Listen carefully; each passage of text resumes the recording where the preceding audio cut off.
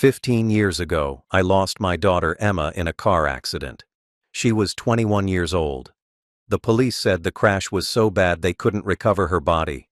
I buried an empty casket, visited her grave every year, mourned her every single day for 15 years. Last week someone knocked on my door. I opened it and saw something that ruined my life forever. Before that, tell us where you're watching from and what time it is there right now. And please subscribe to this channel so that my stories can reach more people. 15 years ago, my daughter Emma turned 21 on March 14th, a day I'd been planning for weeks because 21 felt like such an important milestone. The official transition into adulthood, the age where she'd legally be considered a full adult in every way. I'd been so excited to celebrate with her, had ordered her favorite cake from the bakery she'd loved since she was a little girl, had bought balloons and decorations that I'd hidden in the garage so she wouldn't see them when she came home. I'd invited a few of her closest friends to come over after she got back from her night out, had planned a surprise party that would start when she walked through the door at midnight, wanted to see her face light up when everyone yelled surprise. Emma had gone out with her college friends that evening around 7, had come downstairs looking beautiful in a dress I'd never seen before, had hugged me and thanked me for the birthday money I'd given her that morning. She'd told me they were going to dinner and maybe a club afterward, said she'd be home by midnight or a little after, had promised to be careful and to call if she needed a ride. I'd watched her walk out to her car, had felt that mixture of pride and worry that every parent feels watching their child go out into the world, had thought about how she was 21 now and I needed to trust her to make good decisions and stay safe. I'd spent the evening getting everything ready for the surprise party, had blown up balloons and hung streamers in the living room, had set out plates and napkins and forks for cake, had put her favorite music in a playlist ready to play when she walked in. Her friends had started arriving around 11, about 6 of them, all excited to surprise her and celebrate her birthday. All of them young and happy and full of life the way 21-year-olds should be. We'd all been waiting in the darkened living room, checking our phones for the time, getting ready to yell surprise when we heard her car pull into the driveway. At 11:47 there was a knock on the door, and I'd thought maybe Emma had forgotten her keys or was playing some kind of joke, had gone to open it with a smile ready on my face. But it wasn't Emma, it was 2 police officers standing on my porch with expressions that made my stomach drop before they'd said a single word. The kind of faces that told you terrible news was coming and there was nothing you could do to stop it. One of them had asked if I was Emma's father, if I was the parent of the young woman who drove a blue Honda Civic, and I'd nodded, unable to speak, because I'd known something terrible had happened. They'd told me there had been an accident on Highway 9, that Emma's car had gone off the bridge into the ravine below, that the car had caught fire after impact. They'd said the 4 friends who'd been with her had survived with injuries ranging from minor to serious, had all been pulled from the car before the fire had gotten too bad. But Emma had been driving and had taken the worst of the impact, and they hadn't been able to get her out in time. The officer's exact words were, "I'm so sorry, but your daughter died on impact. We believe she didn't suffer. The fire happened after she was already gone," and hearing those words had felt like being shot. Like my heart had actually stopped beating in my chest. I'd asked about her body, asked when I could see her, when I could bring her home, and the officers had exchanged glances before telling me that the fire had been too intense, that the car had burned for a long time before the fire department could access the ravine, that they hadn't been able to recover her remains safely. They'd said recovery efforts were ongoing, but given the conditions and the fire damage, I should prepare for the possibility that there wouldn't be remains to bury, that sometimes in accidents this severe families had to accept that they couldn't have traditional funerals with viewings. The thought of my daughter burning, of her body being consumed by fire while I'd been at home hanging birthday decorations, had made me physically sick. Emma's friends were still waiting in my darkened living room when the police had finished delivering the news. Were still expecting a surprise party, when instead they were about to learn their friend had died in a car accident. I'd had to walk back into that room decorated with balloons and streamers, had to tell 6 21-year-olds that Emma was dead, had to watch their faces change from excited anticipation to horror and grief. One of them had collapsed, another had run to the bathroom to throw up. All of them had started crying and asking how this could have happened when they'd just been with her hours ago. The police had explained that witnesses said Emma's car had swerved suddenly, had gone through the guardrail at high speed and had plunged into the ravine below, that it appeared she'd been going too fast for the curve and had lost control. Her friends who'd survived had said she'd seemed fine, hadn't been drinking because she was driving, hadn't seemed distracted or upset, had just been having a good time celebrating her birthday. It had been characterized as a tragic accident, one of those terrible things that happen sometimes for no clear reason. A young life cut short by a moment of bad luck or poor judgment, or just being in the wrong place at the wrong time. My world had ended in that doorway at 11:47 on the night of Emma's 21st birthday, while balloons waited in my garage, and a cake sat on my kitchen counter, and her friends stood in my darkened living room expecting a party.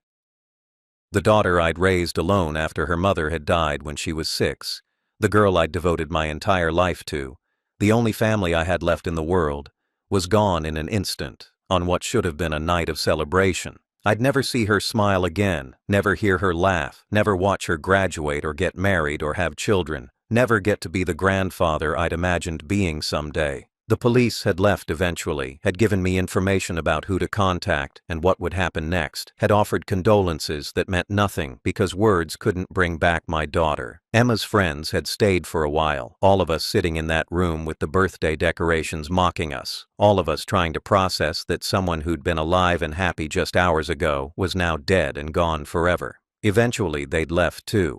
Had hugged me and promised to stay in touch, had walked out into the night, leaving me alone in a house that still smelled like birthday cake, surrounded by balloons that were supposed to celebrate life but instead were witnessing death. I'd sat in the darkness for hours after everyone left, couldn't bring myself to take down the decorations or put away the cake, couldn't do anything but sit there trying to understand how this had happened.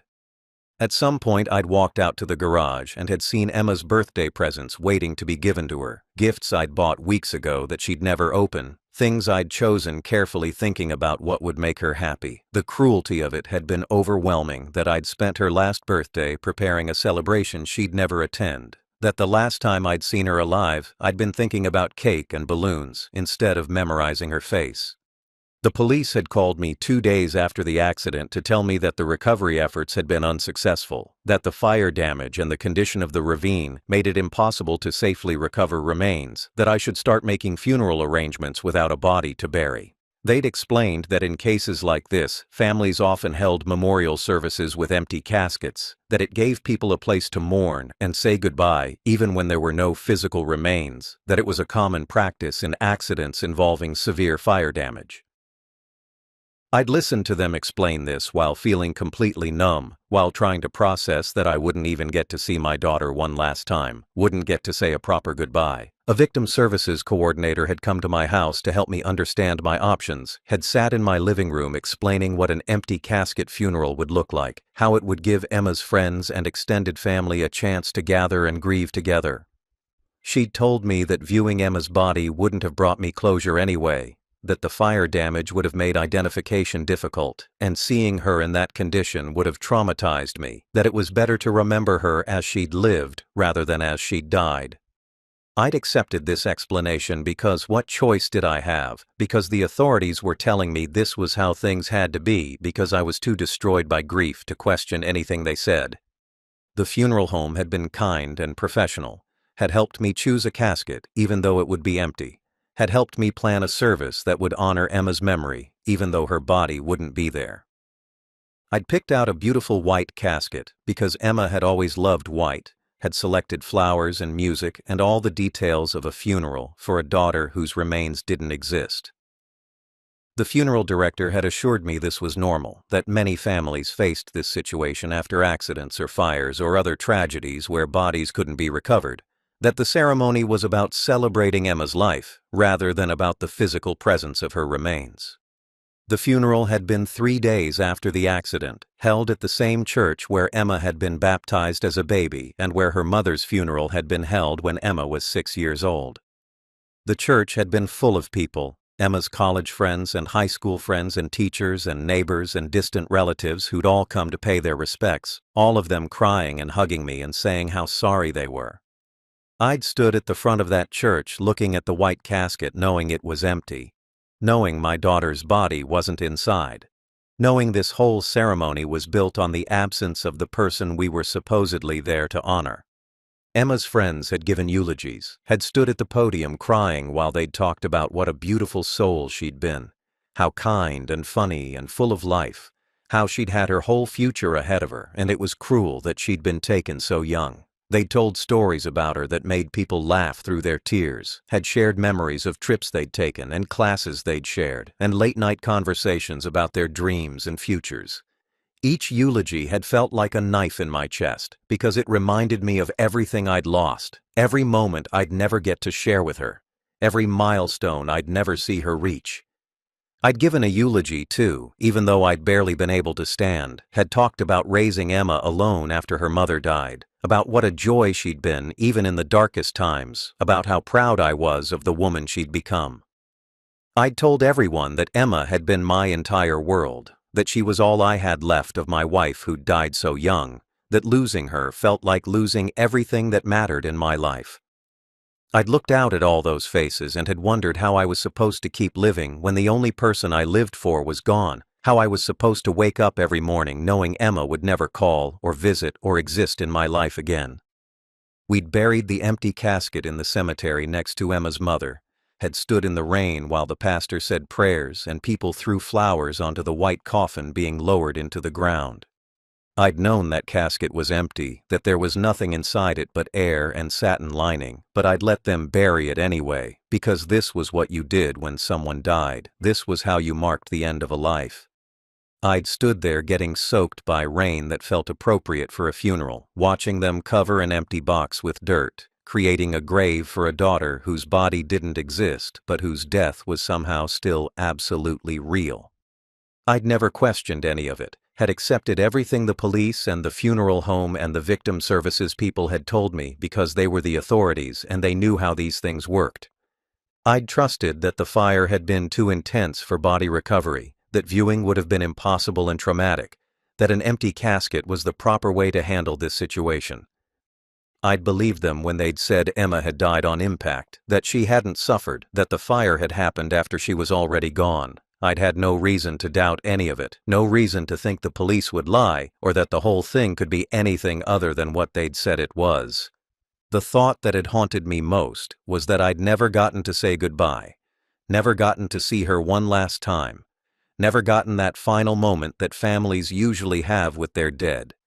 I couldn't kiss her forehead or hold her hand or tell her I loved her one more time, couldn't have any physical confirmation that she was really gone, just had to accept on faith that my daughter had died and her body had been destroyed, and all I had left was an empty casket in the ground. It felt cruel beyond measure that God or fate or whatever controlled the universe had taken my only child and hadn't even let me see her body, hadn't given me that small comfort of a proper goodbye. I'd spent the next 15 years as a ghost in my own life, going through motions without really being present, existing but not living, breathing but not feeling anything except the constant ache of Emma's absence. I'd tried going back to work about a month after the funeral because people kept telling me I needed routine and purpose, that keeping busy would help me heal. But I'd lasted 3 days before breaking down completely in the middle of a meeting when someone had mentioned their daughter's college graduation. I'd quit that job and hadn't worked since, had lived off savings and Emma's mother's life insurance money that I'd never touched because I'd been saving it for Emma's future, for her wedding or a house down payment or whatever she might need. Friends had tried to help at first, had called regularly and invited me to dinners and events, had showed up at my door with casseroles and concerned expressions, but I'd pushed them all away because their pity was unbearable and their presence reminded me that they still had their families while mine was gone. They'd eventually stopped trying after months of rejected invitations and unreturned calls, had given up on pulling me out of my grief, and I'd been relieved when they'd stopped coming around because pretending to be okay for their benefit had been exhausting. I'd wanted to be left alone with my pain, wanted to sit in the darkness without having to explain to anyone why I couldn't just move on or find new purpose or whatever advice they thought would magically fix a grief this profound. I'd lived alone in the house where Emma had grown up, the house where every room held memories of her, where I could still see her as a little girl running down the hallway or as a teenager doing homework at the kitchen table. I'd kept her bedroom exactly as she'd left it on the night she'd died, hadn't moved a single thing, her clothes still hung in the closet, and her books still sat on the shelves, and her bed was still made with the same sheets she'd slept in the night before her birthday. Sometimes I'd go into her room and sit on her bed and try to feel close to her, try to remember what her voice sounded like, or what her laugh had been like, try to hold on to memories that were fading despite my desperate attempts to preserve them. Every March 14th, I'd drive to the cemetery and sit by her grave for hours, would bring her favorite flowers that I'd buy from the same florist I'd used for her funeral, would talk to the headstone like she could hear me telling her about the year that had passed. I'd cry at that grave every single birthday, would tell her how much I missed her and how empty my life was without her, would apologize for not being able to protect her from that accident, would beg for some sign that she was okay wherever she was. The grave had become the only place I felt connected to her, even though I'd known the casket 6 feet below was empty, even though there was nothing there but a marker with her name and dates that ended far too soon. Those visits to her grave had been the hardest days of every year, the anniversary of losing her made worse by the fact that it was supposed to be a celebration of her birth instead of a reminder of her death. I'd think about what age she would have been, would imagine what she might be doing if she'd lived, whether she'd be married or have children or have a career she loved. At 25, I'd imagined her maybe graduated from law school the way she'd talked about. At 30, I'd pictured her maybe with a family of her own. At 35, I'd wondered if I'd have been a grandfather by then, if there'd be children calling me grandpa and carrying on Emma's legacy. Emma had been everything to me, literally my entire world, the only family I'd had left after her mother had died of cancer when Emma was just 6 years old. I'd raised her completely alone from that point, had been both mother and father to her, had devoted every moment and every dollar and every ounce of energy to making sure she had a good life despite losing her mom so young. She'd been such a good kid, had never given me serious trouble, had done well in school, and had been kind to others, and had grown into a wonderful young woman I'd been incredibly proud of. Losing her had meant losing not just my daughter, but my purpose for existing, my reason for getting up in the morning, the person I'd built my entire life around. Without Emma, I'd been just a shell of a person waiting to die, counting days until I could be with her and my wife again, existing without any real hope or joy or purpose. I'd stopped caring about my health, had stopped exercising or eating properly, had let myself decline because what was the point of staying healthy when there was nothing to stay healthy for? I'd stopped maintaining the house beyond basic necessities, had let the yard go wild and the paint peel and things break without fixing them because none of it mattered when Emma wasn't there to come home to. I'd become one of those sad old men you see sometimes, who've lost everything and are just waiting for death to take them too. People had suggested therapy or grief groups or medication for depression, but I'd refused all of it because I hadn't wanted to heal from losing Emma, hadn't wanted pills or talking to make the pain less sharp because the pain was all I had left of her. If I stopped hurting, it meant I was forgetting her, meant I was moving on, and I'd never wanted to move on from my daughter because moving on felt like betrayal. So I'd held on to the grief like it was precious, had let it consume me completely, had built my entire existence around the absence of the person who'd made my life worth living. Last Tuesday evening I'd been sitting in my usual chair in the living room, the same chair I'd sat in almost every evening for 15 years, staring at the photo of Emma that sat on the table next to me. It was my favorite picture of her, taken about a month before she died, showing her laughing at something I couldn't remember anymore, her whole face lit up with joy and life and all the promise of a future she'd never gotten to have. I'd been doing what I did most evenings, which was basically nothing, just sitting there letting time pass while I thought about her and wished things had been different and waited for the day when I'd finally die and maybe see her again. I'd heard a knock on my door around 7:30, hesitant, uncertain knocks that sounded like whoever was there almost didn't want to go through with it, like they were second-guessing whether to knock at all.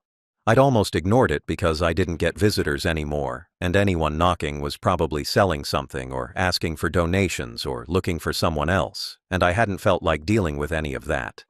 But the knocking had continued, still hesitant but persistent, and eventually I'd dragged myself out of my chair and had walked to the front door expecting to tell whoever it was to go away and leave me alone. I'd opened the door expecting a delivery person or a lost stranger, or maybe some kid selling candy for a school fundraiser, had already been preparing to say no thanks, or wrong house, or whatever would make them leave fastest. Instead, I'd found myself looking at a woman standing on my porch, a woman in her mid-30s with dark hair and a face that had made my breath catch in my throat because it looked familiar in a way that didn't make sense. She'd had Emma's eyes, the exact same shade of brown, with the same shape and the same way of looking at you that my daughter had had. Had Emma's smile even though she wasn't smiling right then. Had Emma's face except aged by 15 years of living that my daughter had never gotten to do. Behind her had stood a man, tall and dark-haired with an uncomfortable expression on his face, and two children who looked like they were maybe 8 and 6 years old, a boy and a girl who were holding onto their mother's hands and looking up at me with curious expressions. The whole scene had been surreal and confusing. This woman who looked so much like Emma standing on my porch with a family. And for a second I'd thought maybe this was Emma's cousin or some relative I'd lost touch with. Someone who'd inherited the family resemblance and had come to visit for some reason I couldn't imagine. But then she'd spoken, had said one word in a voice that had frozen my blood and had made the world tilt sideways, had said, "Dad," in a tone that was questioning and uncertain and heartbreakingly familiar. That voice had been Emma's voice, aged and deeper maybe, but unmistakably hers, the voice I'd heard every day for 21 years and had spent 15 years trying desperately not to forget. She'd said it like a question, like she wasn't sure I'd recognize her or wasn't sure how I'd react, like she was afraid of what my response would be. I'd grabbed the door frame because my knees had buckled and I'd needed something to hold on to stay standing, had felt my vision going dark around the edges as shock had hit my system like a physical blow. This couldn't be real, couldn't be happening, couldn't be my daughter standing on my porch because my daughter was dead, had been dead for 15 years, was buried in the cemetery next to her mother in a white casket I'd visited hundreds of times. This had to be a hallucination, or a dream, or my grief-broken mind finally snapping completely after 15 years of torture. But she'd spoken again, had said, "It's me, it's Emma," in that same uncertain voice, and tears had been streaming down her face as she'd looked at me standing there frozen in shock and disbelief. The man behind her had put his hand on her shoulder like he was supporting her, or maybe restraining her. And the children had been watching this whole scene with wide, confused eyes, clearly not understanding what was happening, or why their mother was crying, or who this old man at the door was supposed to be. I'd tried to speak, but nothing had come out at first. My throat had been completely closed up with shock and emotion. My brain had been screaming that this was impossible, while my eyes had been taking in every detail of her face, looking for proof that this was really Emma. She'd had fine lines around her eyes that hadn't been there at 21, had a maturity to her features that came from aging, had a few gray hairs mixed into the dark, had the look of someone who'd lived 15 years of life and experiences and motherhood. But it was her, the shape of her face and the way she stood and the sound of her voice and something indefinable that made her unmistakably my daughter. "You're dead," I'd finally managed to whisper, my voice barely working, my hands shaking as I'd held onto the door frame to keep from collapsing. "I buried you 15 years ago. You died in the accident on your birthday. The police said you died in the fire. I buried you next to your mother." I'd been saying these things like they were facts that would make this impossible situation make sense, like stating the reality I'd lived with for 15 years would somehow explain why a dead person was standing on my porch crying. Emma had wiped her eyes and had taken a shaky breath, and what she'd said next had destroyed me in ways that her death never could have, had broken something in me that her supposed accident had left intact. She'd said, "I didn't die, Dad. I'm so sorry, but I didn't die in that accident. I staged it. I faked my death. I paid people to make it look real, to tell you I'd died in the fire, to make everyone believe I was gone. I've been alive this whole time." The words hadn't made sense at first. My brain had refused to process what she was saying because it was too impossible and too cruel and too insane to be real. Staged it, faked her death, been alive this whole time. While I'd been visiting her empty grave and crying myself to sleep and dying inside every single day for 15 years, she'd been alive somewhere living a life I'd known nothing about. The shock had been so complete that I'd actually felt my heart skip beats, had felt physical pain in my chest as the reality of what she was telling me had started to sink in. I'd staggered backward into my house, had nearly fallen but had caught myself on the wall, had felt like I was having a heart attack or a stroke or something catastrophic happening to my body because this level of shock couldn't be survivable. Emma had followed me inside without being invited, had brought her family into my living room where I'd spent 15 years mourning her, where her photo still sat on the table next to my chair, where everything was frozen in time from the night she'd supposedly died. The children had looked around with curious eyes while the man had stood uncomfortably near the door like he was ready to leave at any moment. "You staged it?" I'd repeated, my voice coming out broken and wrong, my mind still trying to process words that made no logical sense. "You let me think you were dead? Let me bury an empty casket? Let me visit your grave every year on your birthday crying for a daughter who was alive somewhere?" I'd looked at her standing in my living room, alive and healthy and clearly having lived a full life for 15 years while I'd been destroyed by grief. "How? Why? What could possibly make you do something so cruel?" Emma had been crying harder now, tears running down her face as she'd tried to explain, as she'd searched for words that could possibly justify what she'd done. "I was young and stupid and desperate," she'd said, her voice shaking. "You have to understand, Dad. I was in love, and you were trying to control my life, and I didn't know what else to do. You'd forbidden me to see Marcus, had told me if I didn't break up with him, you'd cut me off completely and I couldn't lose him, but I also couldn't keep fighting with you forever." "Marcus?" I'd looked at the man standing by my door, had really looked at him for the first time, and recognition had hit me like a physical blow. This was the same man, the same person I'd researched 15 years ago when Emma had first started dating him, the man whose background check I'd paid for had revealed a criminal record and connections to people on FBI watch lists. The criminal? The man I warned you about? You faked your death to be with him? The man had shifted uncomfortably, but hadn't said anything, had just stood there while Emma had rushed to defend him. "He's not a criminal anymore, Dad. He made mistakes when he was young, but he changed. We have a good life together. We've been married for 14 years. We have 2 beautiful children. Marcus has a regular job now. We live in a normal house in a quiet neighborhood. We're just a normal family." I'd felt rage mixing with the shock and grief, had felt something breaking inside me that was different from the breaking that had happened 15 years ago. "A normal family? You staged your death and let me grieve for 15 years so you could have a normal family with a man I'd warned you was dangerous?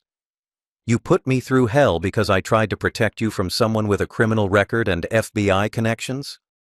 Emma's face had hardened a little, some defensiveness creeping into her expression. "You didn't try to protect me.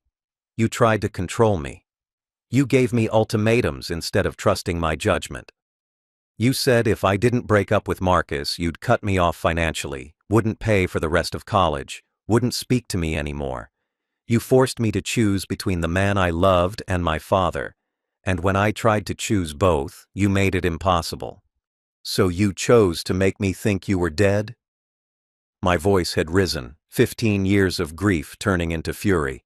Instead of just being honest with me, instead of having a difficult conversation or trusting that I might eventually come around, you decided death was easier. You convinced me my only child had burned in a car accident. You made me bury an empty casket. She'd been sobbing now, but had pushed forward with her explanation. "I knew you'd never accept it, never stop trying to break us up, never let me be happy with him. The accident was supposed to be a clean break, a way for me to disappear and start over without having to hurt you forever with fighting. I thought it would be easier for you to grieve someone dead than to watch me marry someone you hated." "Easier?" I'd nearly screamed the word. "You thought it was easier for me to believe my daughter had burned to death than to know she'd married someone I disapproved of. What kind of twisted logic is that? What kind of person thinks their father's grief is preferable to his disappointment?" The children had started looking scared. The little boy had been holding his sister's hand, and both of them had been watching their mother and grandfather yell at each other with wide, frightened eyes. The man Marcus had finally spoken up, had said in a quiet voice that maybe they should go, that this clearly wasn't the right time, but Emma had shaken her head stubbornly. "I came here because we're moving," she'd said, wiping her eyes and trying to compose herself. "We're relocating to Europe for Marcus's job. We'll be gone for at least 5 years, maybe permanently. I thought before we left I should try to explain, should let you meet your grandchildren, should give you a chance to know we exist before it's too late. But after today, I don't think there's any point. This is the last time, Dad. I won't be back again. I just wanted you to know I was alive, and that I'm sorry." Last time. The words had hit me like bullets. She'd let me think she was dead for 15 years. Had shown up alive with a family I'd never known existed, had explained she'd chosen faking her death over trusting me. And now she was telling me this was the last time I'd ever see her. She was alive, but I was losing her again. This time by her choice. This time knowing she'd be out there somewhere, living a life I'd never be part of. I'd looked at Marcus again, really studied him, trying to see what Emma had seen that was worth destroying her father for, trying to understand what about this man had been worth faking her death and causing 15 years of unbearable grief. He'd looked ordinary, just a regular guy in his late 30s wearing jeans and a casual shirt. Nothing about him screamed dangerous or criminal or worth sacrificing everything for.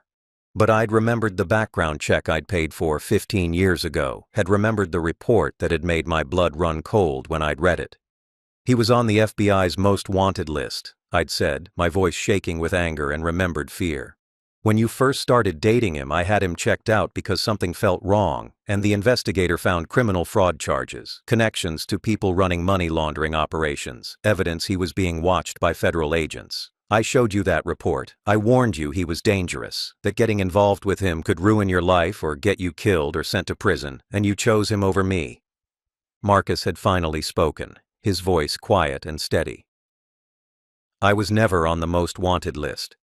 I had some charges when I was younger, fraud related to a business deal that went bad, but I served my time and paid my debts. The FBI connections were because I cooperated with their investigation against my former business partners in exchange for reduced charges. I've been clean for 16 years now, have a legitimate job in software development, haven't had any legal trouble since before I met Emma." "You were still a criminal," I'd shot back. "You still had a record, still had connections to people running illegal operations, still represented everything dangerous I wanted to keep my daughter away from. I was trying to protect her from someone who could destroy her future, and she responded by letting me think she'd died in a fire." Emma had stepped between us, had put herself physically between her father and her husband, like she needed to protect him from me. "He made mistakes, but he paid for them and changed his life. You refused to see that, refused to believe people could change, refused to give him any chance at all. You looked at his past and decided that defined him forever, didn't care that he was working to build something better, just wrote him off as a criminal who'd ruin your daughter." "Because that's what parents do," I'd shouted, all the grief and rage of 15 years pouring out. "We protect our children from people who might hurt them. We use our experience and judgment to guide them away from dangerous situations." Yes, I judged him based on his criminal record and FBI connections because those things matter. Those things tell you about someone's character and choices. Emma's face had been hard now, her tears drying as anger took over. "You didn't trust me to make my own decisions. You didn't trust that I could see who Marcus really was beyond his past. You just demanded I obey you or lose everything. Gave me no middle ground, no room for discussion, just your way or complete rejection. So I found a third option." "Death?" I'd felt like I was losing my mind. "Your third option was to fake your death and torture me for 15 years? You put me through the worst pain imaginable, made me believe I'd lost my only child, destroyed my entire life, because I wouldn't approve of your boyfriend. What happened to just eloping? What happened to choosing him and dealing with me being angry for a while until I eventually accepted it?" "You wouldn't have accepted it," Emma had said with absolute certainty. "I knew you, Dad. You would have cut me off completely, would have refused to speak to me, would have made every holiday and birthday and family event into a war zone where you tried to convince me to leave him. You would have made my life miserable until either Marcus and I broke up or you died, and I couldn't live like that for decades. Faking my death seemed kinder. Kinder? I'd almost laughed, except nothing about this was funny. You thought destroying me with grief was kinder than letting me be disappointed in your choices. You thought making me visit an empty grave every year was kinder than just letting me be angry at you for marrying someone I didn't approve of. The children had been crying now, scared by all the yelling, and Marcus had picked up the little girl while the boy had pressed against his mother's legs. Emma had looked at her frightened children and then back at me with something like regret in her eyes. I thought you'd grieve for a while and then move on, maybe meet someone new or find new purpose. I didn't think you'd spend 15 years in hell. I thought people got over death eventually, that you'd heal and build a new life. I didn't know you'd freeze everything and just wait to die. Of course I didn't move on. The words had torn out of me. You were my only child, my only family, the only thing left of your mother. How was I supposed to just get over losing you and start fresh like you'd never existed? You were my entire world, and I thought you'd died at 21, thought I'd never see you again, thought I'd failed to protect you from a car accident I couldn't have prevented. Emma had wiped her eyes and had tried to compose herself, had looked at me with something I couldn't quite read, maybe guilt or maybe just exhaustion from this confrontation she'd known would be difficult. I know you're angry, and you have every right to be, but you have to understand I was 21 years old and desperate and in love. I made the best decision I could at the time with the information and options I had. I thought I was choosing the path that would cause the least damage in the long run. The least damage? I'd felt like I was going insane listening to her justify this. You caused maximum damage. You destroyed me completely. I haven't worked in 15 years because I couldn't function after losing you. I pushed away every friend I had because their pity was unbearable. I've lived alone in this house like a ghost waiting to die because you were my only reason for living and I thought you were gone. How is any of that less damage than me just being disappointed that you married someone I didn't approve of? She'd looked around my living room then, really looked at it for the first time, had taken in the dust and the unchanged decor from 15 years ago, and the photo of her that sat next to my chair. She'd seen Emma's bedroom door, which I knew was still exactly as she'd left it, had probably noticed that nothing in this house had moved forward since the night she'd supposedly died. Her face had shown something like shock as she'd realized the extent of what her fake death had done to me, had understood that I'd literally frozen my life at the moment I'd lost her. I didn't think it would be this bad, she'd said quietly. I thought you'd grieve like people do when someone dies, cry for a while and then slowly start moving forward, maybe get involved in some charity work or volunteer somewhere or find a new purpose. I didn't think you'd just stop living completely. That wasn't what I wanted, Dad. I never wanted you to suffer like this. Then what did you want? I'd demanded. What was the plan here? You fake your death, I grieve appropriately for an acceptable amount of time, move on with my life, and then what? You just live forever knowing your father thinks you're dead?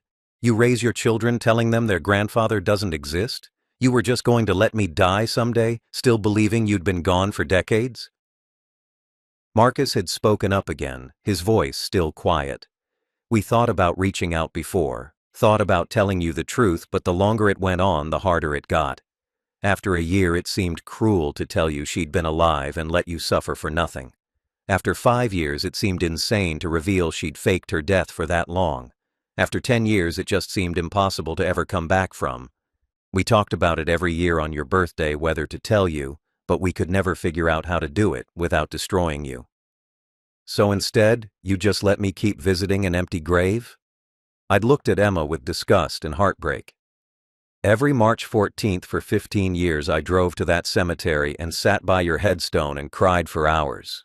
I brought you flowers and talked to you like you could hear me. I told you about my year, apologized for not protecting you from the accident, begged you to give me some sign you were okay. And the whole time you were alive somewhere raising children and living a normal life and letting me torture myself with grief. Emma had started crying again, but this time her tears looked different, looked like shame rather than sadness. I know it was wrong. I know there's no excuse that makes it okay. But I was trapped by my own lie, couldn't figure out how to undo it without making everything worse. And Marcus is right. The longer it went on, the harder it became to ever tell the truth. We convinced ourselves that letting you think I was dead was kinder than revealing I'd faked it and making you realize you'd suffered for nothing. Suffered for nothing. I'd repeated the words like they were poison.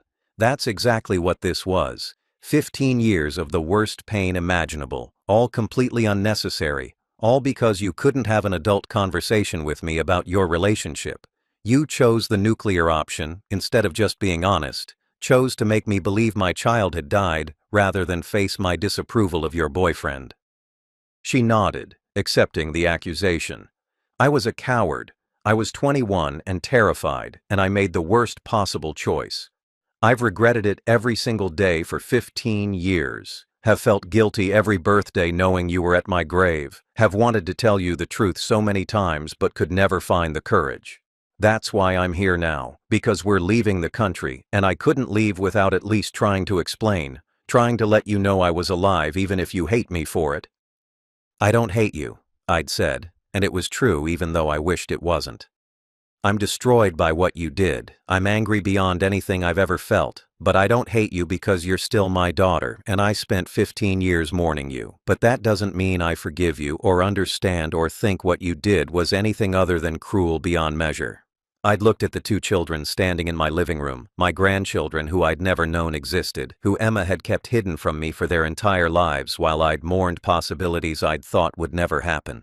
The boy was 8 years old, dark-haired like his father with Emma's eyes, standing protectively near his little sister who was 6, and looked more like Emma had looked at that age. These were my daughter's children, my blood, the grandchildren I'd cried about never getting to meet when I'd visited Emma's grave, and they were complete strangers to me who had no idea who I was or why their mother was crying.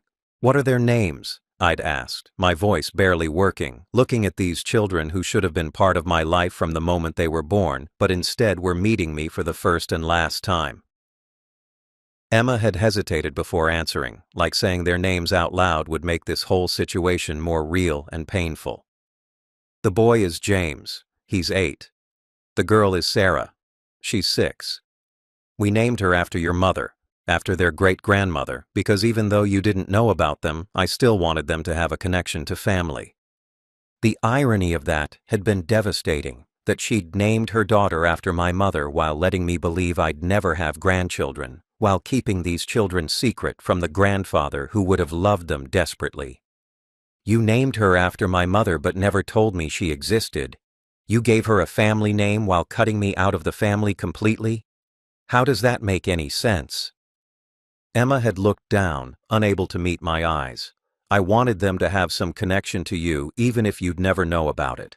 I told them stories about their grandfather sometimes, made up things about what you were like, gave them an idea of you, without ever planning to let you actually meet them. I know that's twisted, but it felt important somehow to keep you alive in their world, even though I'd made you dead in mine. I'd crouched down to be at eye level with the children, had looked at their young, confused faces, and had felt my heart breaking in a completely new way. James had looked at me warily, probably scared by all the yelling and his mother's tears, while Sarah had hidden partially behind her brother with wide, frightened eyes. "Hi, James. Hi, Sarah," I'd said as gently as I could manage despite the rage and grief churning inside me. "I'm your grandfather, your mom's father." James had looked at his mother for confirmation, and Emma had nodded, fresh tears running down her face. "This is your grandpa," she'd told them. "The one I told you about in stories. He's real and he's been here the whole time. I just didn't know how to introduce you until now." The lies, even in this moment, had been staggering. She'd made it sound like the delay in meeting me had been some kind of logistical problem, rather than her deliberate choice to keep us apart. "Mom said you lived far away," James had said in a small voice, clearly confused about why, if I lived far away, I was in this house that was apparently close enough for them to drive to. "She said, maybe someday we'd get to meet you, but probably not because you were too far and too busy." More lies Emma had told them. More deception layered on top of the original massive deception, teaching her children that lying was acceptable when it was convenient. I'd wanted to gather these children into my arms, wanted to hold my grandchildren and tell them I loved them and make up for 8 and 6 years of not knowing they existed, but they were strangers who were afraid of me, and we'd never have a chance to become anything else. "I'm not far away," I told James honestly. "I'm about 3 hours from where you live. Your mom just didn't tell me you existed until today. I didn't know you were born, didn't know your names, didn't know anything about you, because she didn't want me to know." Marcus had shot me a warning look, clearly unhappy that I was being honest with the children about what Emma had done, but I'd ignored him because these kids deserved some truth, even if it was harsh. Emma had put her hands on her children's shoulders, had pulled them slightly away from me like she was protecting them from me, instead of the other way around. "That's enough," she'd said firmly. "This isn't their fault, and they don't need to be in the middle of this." "You're right. It's not their fault," I'd agreed. "It's your fault. You made choices that meant these children grew up without a grandfather who would have loved them, who would have spoiled them and taken them places and been part of their lives from the moment they were born. You deprived them of family the same way you deprived me of them, and now you're leaving the country so there's no chance we'll ever have a relationship." Sarah had started crying, overwhelmed by the tension and the adult emotions she was too young to understand, and Emma had picked her up and had held her against her shoulder. James had just looked confused and upset, probably trying to figure out why his grandfather seemed angry at his mother, why this visit that was supposed to be nice had turned into yelling and accusations. These children were the innocent victims of Emma's choices, were losing out on a grandfather who could have been important in their lives because their mother had decided faking her death was easier than being honest. "I brought photos," Emma had said, pulling out an envelope from her purse with her free hand while still holding Sarah. "Pictures of them growing up, their birthdays and first days of school and family vacations. I thought you might want them even though you weren't there. Thought you might want to know what they looked like at different ages." She'd held out the envelope, but I just stared at it. Couldn't make myself reach for pictures of moments I'd been excluded from, memories I'd never been allowed to make.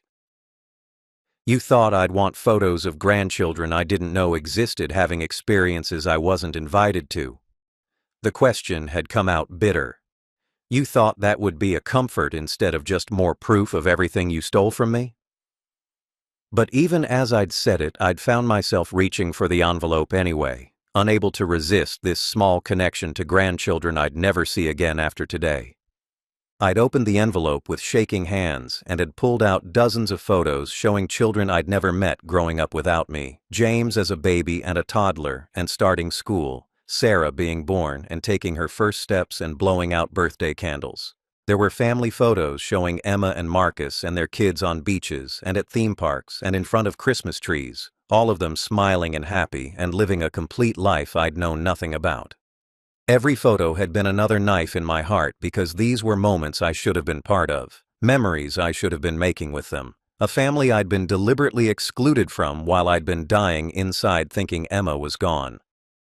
"These are beautiful," I'd said, my voice breaking as I'd looked at a photo of James holding baby Sarah in the hospital, both of them so small and perfect. "These children are beautiful, and I'll never know them. They'll grow up, and I'll just be the angry old man they met once when they were too young to remember properly. You gave me photos of a life I wasn't allowed to participate in, and you think that's some kind of gift?" Emma had been quiet for a long moment before she'd spoken, still holding Sarah, who had calmed down but was resting her head on her mother's shoulder, looking exhausted. "I know it's not enough. I know nothing can make up for what I did or give you back the years we lost. But I wanted you to have something, wanted you to know they existed even if you'll never really know them. When we leave for Europe tomorrow, these photos are all you'll have of them." "Tomorrow?" The word had hit me like a punch. "You're leaving tomorrow? You showed up today to tell me you faked your death 15 years ago and you're leaving the country tomorrow? This whole visit is just so you can say goodbye one last time and then disappear again, except this time I'll know you're alive somewhere and choosing not to contact me." She'd nodded, tears streaming down her face again.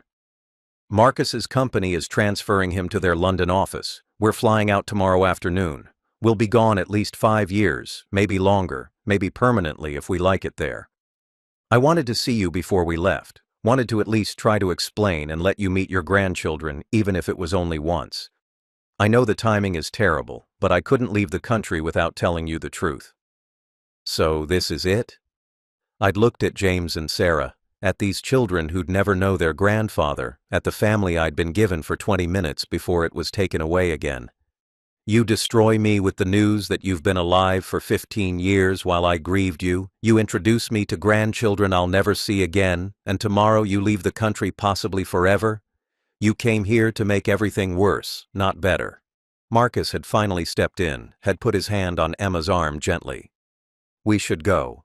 This isn't helping anyone, and the kids are getting upset. Emma, you tried to make this right, but maybe some things can't be fixed. We need to finish packing and get ready for the flight. He'd looked at me with something like pity, which had made me furious because I didn't want pity from the man who'd been the reason for all of this. Don't you dare pity me, I'd said to Marcus directly.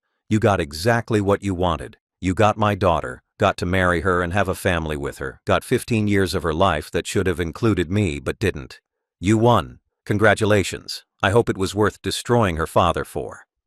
Emma had put Sarah down and had walked toward me, had reached out like she might hug me, but I'd stepped back, couldn't bear to touch her when everything about this hurt so much. I'm sorry, Dad, she'd whispered. I know that doesn't fix anything, but I am truly sorry for all the pain I caused. I was young and stupid and scared, and I made the worst possible choice. I've regretted it every day, but I didn't know how to undo it without making everything worse. And now you're making it worse anyway, I'd pointed out. By showing up and telling me the truth right before you leave forever. You could have just stayed gone, could have let me keep believing you were dead, could have spared me this extra layer of torture. But instead, you needed to clear your conscience before leaving the country. Needed to feel like you'd tried to make amends before disappearing again. She'd flinched at that but hadn't denied it. Maybe you're right. Maybe I came here more for me than for you, to make myself feel less guilty about leaving. But I also wanted you to know I was alive and okay. Wanted you to stop grieving someone who wasn't dead. Wanted you to maybe have a chance at building a new life instead of just waiting to die. Emma and her family had left after about 30 minutes total, had walked out of my house and gotten into their car while I'd stood in the doorway watching them drive away, possibly forever.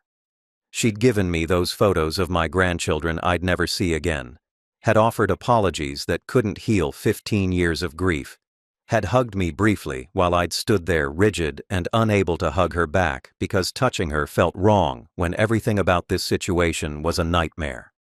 James and Sarah had waved goodbye from the back seat, these children who'd met their grandfather for 20 minutes and would probably barely remember me when they grew up, would maybe have vague memories of an angry old man who'd made their mother cry. I'd watched their car disappear down my street, and then I'd collapsed right there in my doorway, had literally fallen to my knees as the full weight of what had just happened had hit me. My daughter was alive, had been alive for 15 years while I'd been visiting her empty grave, had been living a full life with a husband and children while I'd been dying inside from grief. Everything I'd suffered had been unnecessary. Every tear I'd cried at that cemetery had been for someone who wasn't dead. Every night I'd lain awake wishing I could die and be with her again had been based on a lie she'd deliberately created. The cruelty of it was beyond anything I could have imagined, was worse than her actual death would have been because at least death would have been real, would have been something that happened to her rather than something she'd chosen to do to me. She'd looked at her father who'd raised her alone and loved her completely and had decided that making me think she'd burned in a car accident was preferable to having an honest conversation about her relationship. She'd valued being with Marcus more than she'd valued my mental health or emotional well-being or right to know my own child was alive. I'd spent days after their visit, just sitting in my house trying to process what had happened, trying to understand how the daughter I'd loved could have been capable of this level of deception and cruelty. I'd looked at the photos she'd left, had stared at images of grandchildren I'd never know, had seen all the birthdays and holidays and ordinary moments I'd been excluded from. James learning to ride a bike, Sarah's first day of kindergarten, family trips to places I'd never been invited to. A whole life happening while I'd been frozen in grief thinking none of it existed. I'd driven to the cemetery a few days later and had stood at Emma's grave, at the headstone marking a death that had never happened, at the plot where an empty casket had been buried 15 years ago. I'd visited this spot hundreds of times, had cried here and talked to her here and brought flowers here, had treated this as the final resting place of my beloved daughter. But it was all a lie, just a piece of granite marking nothing. A grave without a body for a death that had been staged. I'd felt like the biggest fool in the world standing there, felt humiliated by my own grief that had been based on deception. I'm 61 years old now, and my daughter is alive somewhere in London with her husband and children, living a life I'll never be part of, existing in the world, but choosing to be dead to me anyway. She'd been right about one thing in her twisted logic. Marcus had been dangerous, not because of his criminal record or FBI connections, but because loving him had made her capable of inflicting cruelty on her own father that no decent person would consider. She'd valued that relationship more than she'd valued me, had been willing to destroy me to protect it, had chosen him over basic human decency. I lost my daughter 15 years ago when I got that knock on my door from police telling me she'd died in an accident, had buried an empty casket, and had mourned at her grave every year on her birthday, thinking she was gone forever. Last week she knocked on my door alive with her husband I'd warned her about, and grandchildren I'd never known existed, told me she'd staged her death to be with him, let me meet my grandchildren for 30 minutes before leaving for Europe, possibly forever. She came to say goodbye one last time, to clear her conscience before disappearing again, to let me know my suffering had been unnecessary and my grief had been based on lies. My daughter is alive, but I've lost her twice now. First when I thought she died in that accident and my world ended, and again last week when I learned she'd chosen to let me believe it, had valued being with Marcus more than she'd valued her father's sanity. Some losses you eventually accept and learn to live with. But this loss destroyed me in ways her death never could have, because at least death would have been honest, would have been real, would have been something that happened rather than something she deliberately chose to do to me. The daughter I loved died 15 years ago, the moment she decided her father's grief was an acceptable price for her freedom. And the woman who knocked on my door last week was a stranger who looked like Emma, but was capable of cruelty my daughter never would have been. I lost my daughter 15 years ago in a car accident, buried an empty casket, mourned at her grave every year. Last week she knocked on my door alive with her husband and 2 children. She'd staged her death to marry a man I'd forbidden her to see. She let me grieve for 15 years, then came to say goodbye one last time before moving to Europe. My daughter is alive, but I lost her twice, once to a lie, once to her choice.